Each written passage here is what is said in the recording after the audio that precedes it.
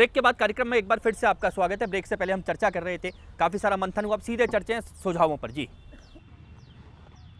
जी तो 2017 बहुत बड़ी अपॉर्चुनिटी रहेगी भारत सरकार के लिए, और मैं ये चाहता हूँ कि हमारे देश के सारे युवा और सारे नेता इसमें सभी अपने सहयोग से सारे साथ दे। और जैसा कि मैं डिमोनेटाइजेशन से भी बहुत ज़्यादा खुश हूँ। पीछे चलता हूँ, और कोई जी 2017 का बस मेरा संकल्प यही रहेगा कि आखिर में युवा पीढ़ी को मैं संदेश देना चाहूँगा कि वो आगे से आगे बढ़कर अपना रुझान प्रस्तुत करे हर फील्ड में, और ताकि वो और सरकार से भी गुजारिश करूँगा कि युवा पीढ़ी को एक अच्छा प्लेटफॉर्म दिया जा सके ताकि वो कुछ अच्छा कर सकें 2017। इधर से जी, और कोई पीछे से?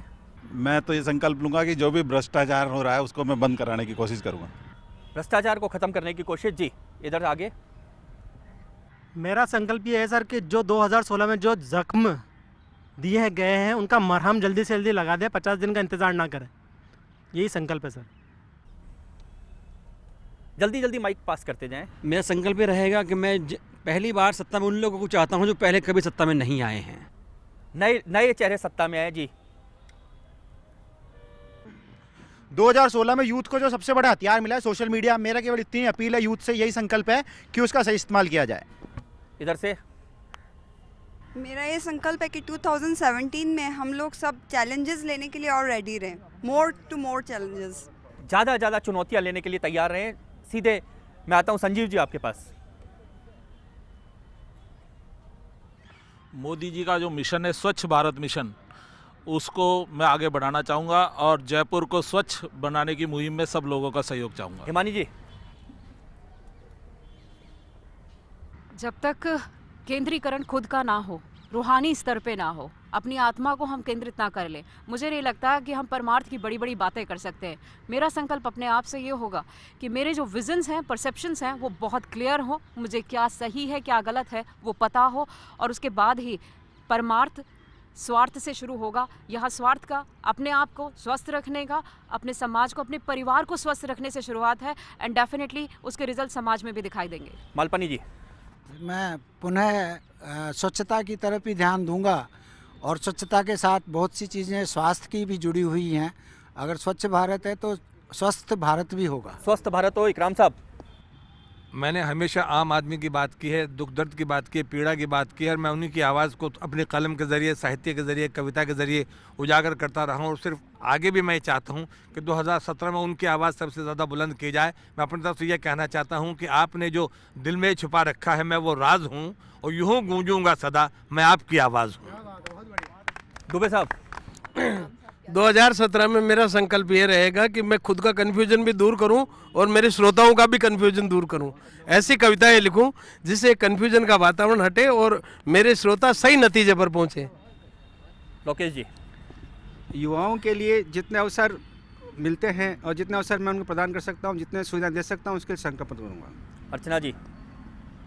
देखिए, व्यक्तिगत संकल्प तो जो लूँगी वो मेरा व्यक्तिगत मामला है, लेकिन सार्वजनिक जीवन में हूँ तो मैं एक बात कहना चाहूँगी कि मैं संघर्ष कर रही हूँ निरंतर 2.5-3 साल से कि जो जिम्मेदारी है इस समय वो अपनी जवाबदेही सुनिश्चित कर सके। इस चीज़ की जिम्मेदारी वो लेने के लिए तैयार हो, क्योंकि जब तक ये भावना उत्पन्न नहीं होगी तब तक जिस मुद्दे पर हमने डिबेट शुरू किया था ना कि इंटॉलरेंस, असहिष्णुता, उसका शमन नहीं हो सकता।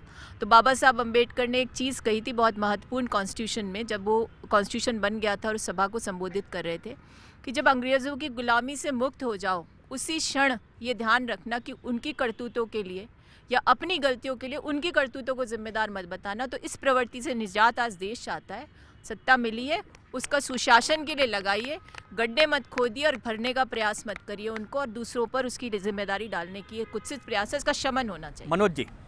देखिए आशीष जी, मैं कहना चाहूँगा कि मैं उस शहर से बिलोंग करता हूँ जिसकी विश्व में अनूठी पहचान है, इसका हेरिटेज विश्व में अनूठा है, और निश्चित रूप से मैं माननीय प्रधानमंत्री जी का जो स्वच्छ भारत अभियान है इसके साथ में जयपुर शहर के अधिकतम युवाओं को, अधिकतम लोगों को, यहाँ के रहने वालों को एक साथ मिलकर चलने का आह्वान करता हूँ।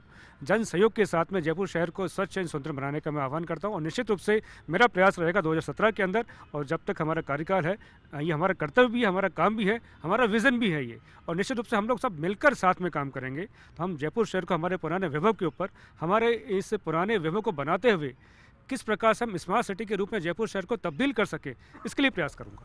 चलिए, उसके लिए प्रयास होगा और कुछ देर में, अब से कुछ देर बाद 1 साल और बीत जाएगा और एक नया साल आ जाएगा।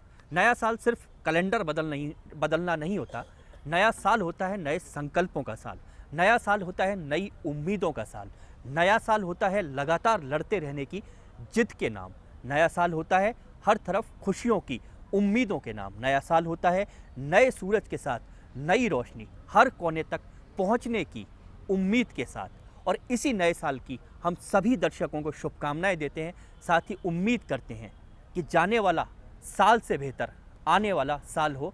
जनमंच जनता की आवाज़ में आज इतना ही। दीजिए पूरी टीम को इजाज़त। नमस्कार।